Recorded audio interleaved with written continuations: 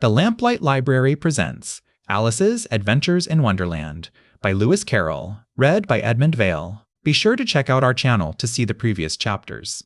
Chapter 4. The Rabbit Sends in a Little Bill. It was the White Rabbit, trotting slowly back again and looking anxiously about as it went, as if it had lost something, and she heard it muttering to itself, "The Duchess! The Duchess! Oh, my dear paws! Oh, my fur and whiskers! She'll get me executed, as sure as ferrets are ferrets. Where can I have dropped them, I wonder?" Alice guessed in a moment that it was looking for the fan and the pair of white kid gloves, and she very good-naturedly began hunting about for them, but they were nowhere to be seen. Everything seemed to have changed since her swim in the pool, and the great hall, with the glass table and the little door, had vanished completely. Very soon the rabbit noticed Alice as she went hunting about and called out to her in an angry tone, "Why, Marianne, what are you doing out here? Run home this moment and fetch me a pair of gloves and a fan. Quick, now!" And Alice was so much frightened that she ran off at once in the direction it pointed to, without trying to explain the mistake it had made. "He took me for his housemaid," she said to herself as she ran. "How surprised he'll be when he finds out who I am. But I better take him his fan and gloves, that is, if I can find them." As she said this, she came upon a neat little house, on the door of which was a bright brass plate with the name W. Rabbit engraved upon it. She went in without knocking and hurried upstairs in great fear lest she should meet the real Marianne and be turned out of the house before she had found the fan and gloves. "How queer it seems," Alice said to herself, "to be going messages for a rabbit. I suppose Dinah'll be sending me on messages next." And she began fancying the sort of thing that would happen. "Miss Alice, come here directly and get ready for your walk." "Coming in a minute, nurse. But I've got to see that the mouse doesn't get out. Only I don't think," Alice went on, "that they'd let Dinah stop in the house if it began ordering people about like that." By this time she had found her way into a tidy little room with a table in the window. And on it, as she had hoped, a fan and 2 or 3 pairs of tiny white kid gloves. She took up the fan and a pair of the gloves and was just going to leave the room when her eye fell upon a little bottle that stood near the looking-glass. There was no label this time with the words, "Drink me," but nevertheless she uncorked it and put it to her lips. "I know something interesting is sure to happen," she said to herself, "whenever I eat or drink anything, so I'll just see what this bottle does. I do hope it'll make me grow large again, for really I'm quite tired of being such a tiny little thing." It did so indeed, and much sooner than she had expected. Before she had drunk half the bottle, she found her head pressing against the ceiling and had to stoop to save her neck from being broken. She hastily put down the bottle, saying to herself, "That's quite enough. I hope I shan't grow any more. As it is, I can't get out at the door. I do wish I hadn't drunk quite so much. Alas, it was too late to wish that." She went on growing, and very soon had to kneel down on the floor. In another minute there was not even room for this, and she tried the effect of lying down with one elbow against the door and the other arm curled round her head. Still she went on growing, and as a last resource, she put one arm out of the window and one foot up the chimney and said to herself, "Now I can do no more, whatever happens. What will become of me?"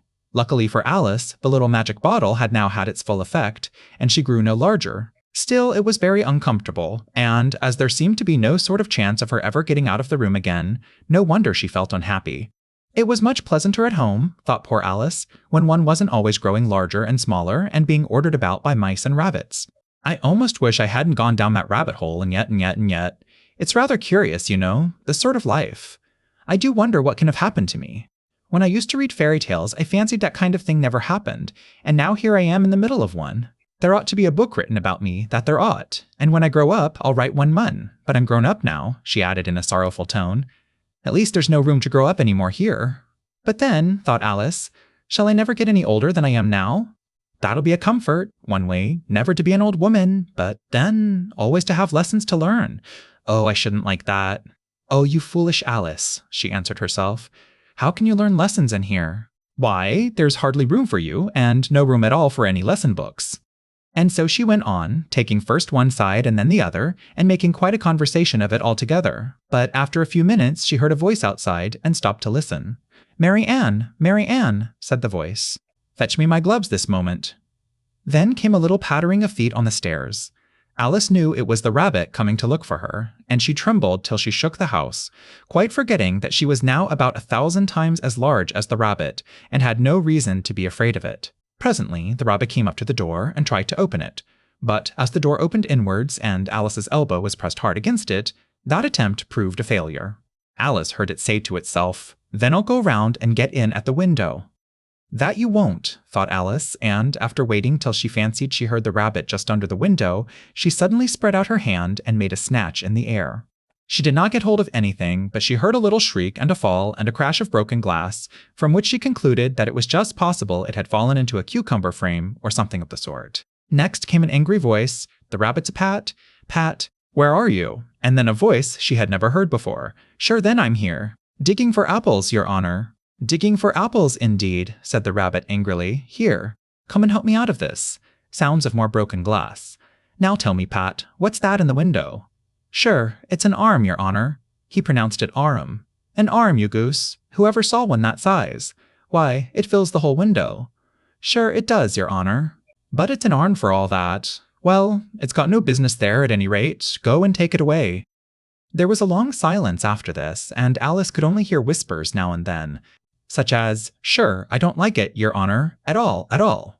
Do as I tell you, you coward. And at last she spread out her hand again and made another snatch in the air. This time there were 2 little shrieks and more sounds of broken glass. What a number of cucumber frames there must be, thought Alice. I wonder what they'll do next. As for pulling me out of the window, I only wish they could. I'm sure I don't want to stay in here any longer. She waited for some time without hearing anything more. At last came a rumbling of little cartwheels and the sound of a good many voices all talking together. She made out the words, Where's the other ladder? Why, I hadn't to bring but one. Bill's got the other. Bill, fetch it here, lad. Here, put 'em up at this corner. No, tie 'em together first if they don't reach half high enough yet. Oh, they'll do well enough. Don't be particular. Here, Bill. Catch hold of this rope. Will the roof bear? Mind that loose slate. Oh, it's coming down. Heads below. A loud crash. Now, who did that?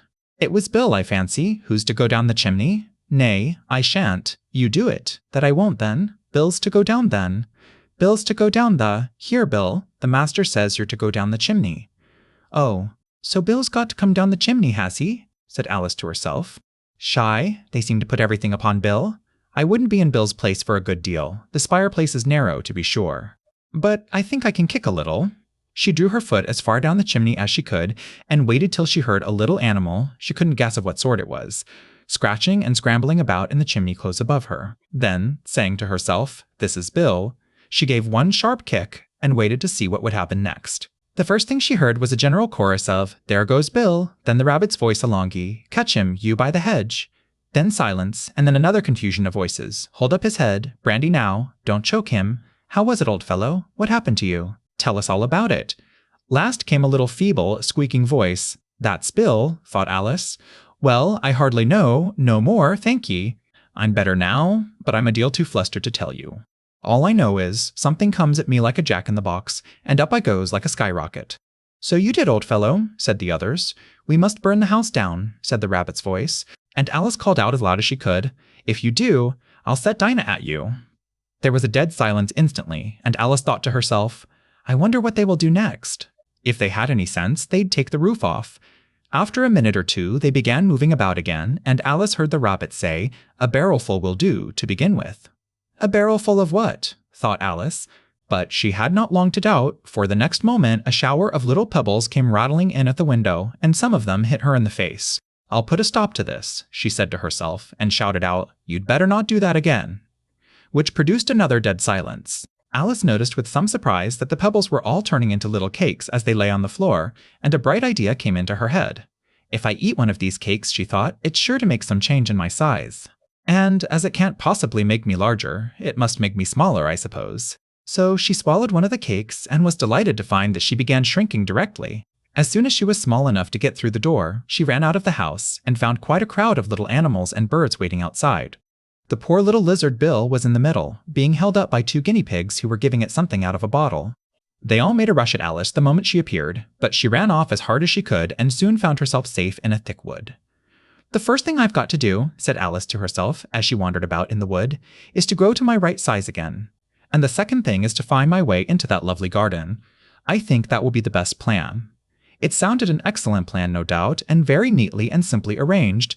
The only difficulty was that she had not the smallest idea how to set about it. And while she was peering about anxiously among the trees, a little sharp bark just over her head made her look up in a great hurry. An enormous puppy was looking down at her with large round eyes and feebly stretching out one paw, trying to touch her. Poor little thing, said Alice in a coaxing tone, and she tried hard to whistle to it. but she was terribly frightened all the time at the thought that it might be hungry, in which case it would be very likely to eat her up in spite of all her coaxing. Hardly knowing what she did, she picked up a little bit of stick and held it out to the puppy, whereupon the puppy jumped into the air off all its feet at once, with a yelp of delight, and rushed at the stick and made believe to worry it. Then Alice dodged behind a great thistle to keep herself from being run over, and the moment she appeared on the other side, the puppy made another rush at the stick and tumbled head over heels in its hurry to get hold of it. Then Alice, thinking it was very like having a game of play with a carthorse and expecting every moment to be trampled under its feet, ran round the thistle again. Then the puppy began a series of short charges at the stick, running a very little way forwards each time and a long way back, and barking hoarsely all the while, till at last it sat down a good way off, panting, with its tongue hanging out of its mouth and its great eyes half shut. This seemed to Alice a good opportunity for making her escape, so she set off at once and ran till she was quite tired and out of breath, until the puppy's bark sounded quite faint in the distance. "And yet what a dear little puppy it was," said Alice, as she leant against a buttercup to rest herself and fanned herself with one of the leaves. "I should have liked teaching it tricks very much if I'd only been the right size to do it. Oh dear, I'd nearly forgotten that I've got to grow up again. Let me see, how is it to be managed?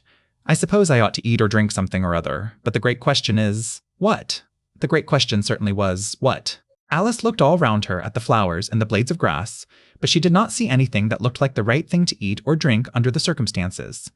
There was a large mushroom growing near her, about the same height as herself, and when she had looked under it, and on both sides of it, and behind it, it occurred to her that she might as well look and see what was on the top of it. She stretched herself up on tiptoe, and peeped over the edge of the mushroom, and her eyes immediately met those of a large blue caterpillar that was sitting on the top with its arms folded, quietly smoking a long hookah, and taking not the smallest notice of her or of anything else. I hope you enjoyed this chapter from Alice's Adventures in Wonderland. Click here to watch Chapter 5 on our channel.